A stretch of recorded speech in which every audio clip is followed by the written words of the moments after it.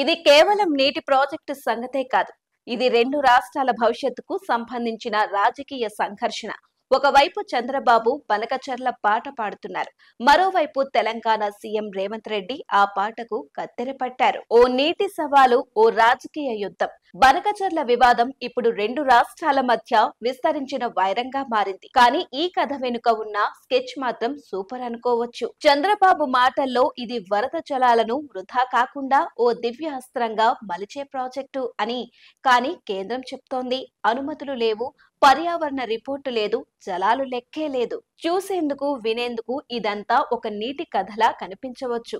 కానీ దీని వెనుక ఉన్నది ఓ మహా రాజకీయ కథ. టీడీపీ, బీజేపీ, జనసేన కూటమి ద్వారా తెలంగాణలోకి అడుగు పెడితే కాంగ్రెస్ పై దాడి మొదలవుతుంది. చంద్రబాబు ఢిల్లీతో లింకులు ఉపయోగించుకుంటే రేవంత్ రెడ్డి పోరాటం కేంద్రాన్నే ఢీకొట్టాల్సి వస్తుంది.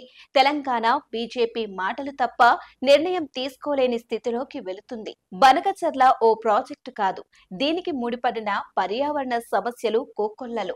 అడవుల గుండా తవ్వాల్సిన కాలువలు, గిరిజన ప్రాంతాల ఉనికి తలెత్తితే సమస్యలు. 18 కిలోమీటర్ల సొరంగం, అది నల్లమాల అడవుల్లో.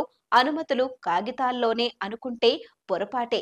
వాటి వెనుక ఎంతో మంది గిరిజనుల గుండెదడ ఉంటుంది. ఇది ఆంధ్రప్రదేశ్ కి అవసరమా, లేదా చంద్రబాబు బ్రాండెడ్ విజన్ పేరుతో కొత్త రిస్క్ ప్లాన్? అలాగే ఈ క్షణాన రేవంత్ రెడ్డి పోరాటం నైతికంగా సరైందేనా, అధికారికంగా సాధ్యమా అన్నదే.